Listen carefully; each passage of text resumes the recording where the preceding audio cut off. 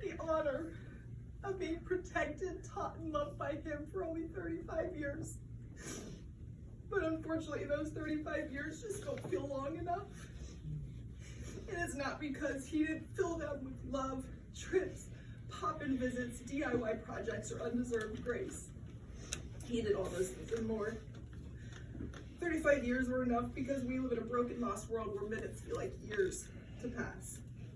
And for a Christian of 27 years like me, who should know that life is simply a pit stop on the way to heaven. This world's economy of time is harsh and brutal, often taking more than it gives. But my dad's, his new eternal economy of time, it makes years feel like mere minutes. Eternity has a way of making time just kind of pointless. My dad made the most of his time on earth, and his moments of rest on the recliner or the couch only came after a long day of weird hobbies, service, or work. He had lots of weird hobbies, rocks. When we were kids, he'd take us to a rock quarry, and I think we all need a laugh, so I'll admit publicly that my strongest memory of the quarry is pooping a softball-sized load in my pants. It's true. And my dad had to scoop it out with his glove. I was only 3 or 4, so it's really not that out of the question, but we always had rocks on our landscaping, and Brandon and I would sit there in the driveway and just look at all the fossils from so long ago that they were still here with us. And I think that might be why he likes rocks. They're low maintenance. They stand the test of time. But even up until the end, he collected rocks of all sizes, filling my mom's garden with rocks and the garage, lots of rocks. She has rocks to sell. Come get the rocks. Seriously. Wood. I think it was Brandon Betsy's 92nd move to Pleasant Plain, which seemed to launch my dad's interest in cutting wood. And if a tree fell on my brother's, he was there the next minute. Dad and Sophia even started a firewood business, which is still running today. 20% moisture content or less. Beanie Babies, they were cool in the 90s. Dad had boxes of them, but they made him money, and a good side gig is crucial for hustlers like us. Once grandkids came along, the beanies got passed along, or so we thought, because this week I found at least 6 paper boxes full of Beanie Babies. Leighton already called dibs on the sparkly ones. Golf balls. Shaker Run apparently has a lot of bad golfers because my dad has collected hundreds on his box. He'd soak them, shine them, sort them, then sell them. When Brandon and I felt ready to emerge from my mom and dad's house, about after 3 days, we opened up the shop. We polished the remaining balls, answered my dad's Facebook Marketplace queries, and we made some money. A duo of golfers stopped by, but I didn't feel like watching them pick their balls. So I just said, it's the honor system, don't short us, or my dad will haunt you. And then I casually strutted away, such a dad move. Shark teeth. He has one in his pocket, by the way. I put the tiniest one in, because it took so much work for him just to find the tiniest little things, but he did that. And he didn't throw them away, he kept them, the little ones too. But for the last few vacations, my dad would wake up really early and he'd just hit the beach. He'd hunt for shark teeth, and once we came out, he'd keep hunting for shark teeth. For a few years, he pretty much ignored us. Not in like a, I don't like you way, just in a, I'd rather be hunting shark teeth. Then he'd sort them in the baggies and he'd give them to each family. One year, he disappeared for hours and we started to truly get concerned. He came back severely sunburned with no shoes, no water, no sunscreen. Looking back, I wonder if he got so lost in his talks with God that he lost sense of time. Like heaven's economy of time that I mentioned earlier. Like he didn't want to be bound by time or to stop his conversations with his maker. My dad never got bored with God. That's right.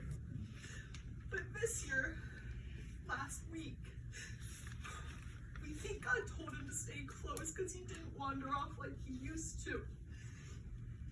He'd walk away in the early morning, but he stopped close to our camp during the day. Did he want to give us those final days in his spirit? No, I think so. Entrepreneurship. My dad's hobbies all centered around his entrepreneurial spirit, something he definitely passed on to me.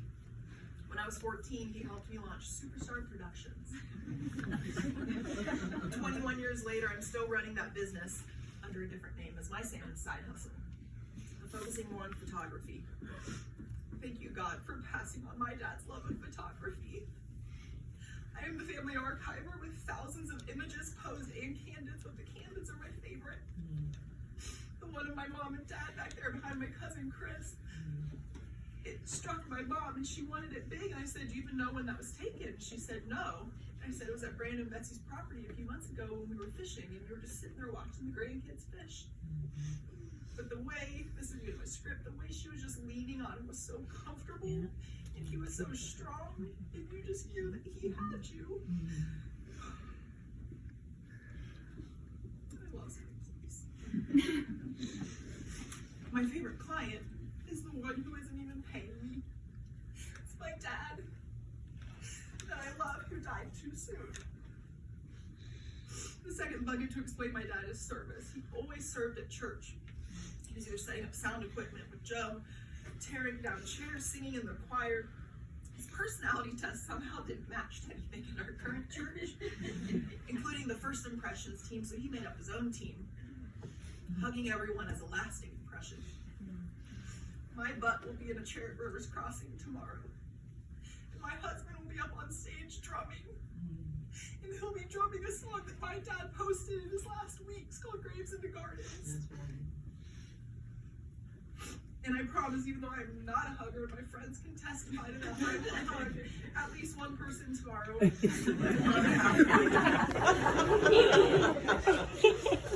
Service at Joshua's place.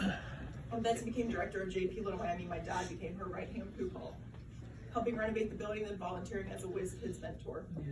He met with a boy named Gabe each week. There's a picture of them back there together, reading books and helping him with homework. And I don't know Gabe's parental situation, but I know that for 1 hour each week, he had a father. Service to his wife. We can't talk about my dad without talking about my mom. She made up 51% of him, and he made up 51% of her. Which is why she feels the way she feels right now. My dad served my mom with fierce loyalty and strength. And from the first glimpse of her butt in those white Wendy's pants, he was hooked. 3 months later, they were engaged. At 19 and 22, they were married, and 44 years later, we sit here today. He managed the yard, the dishes, the repairs, and the gadgets of their home. She always knew this about my dad. She's especially learning it now. She tries to open up Chick-fil-A ketchup packets and take over the firewood business. He thought she was the hottest thing in the world. All the way through that last night,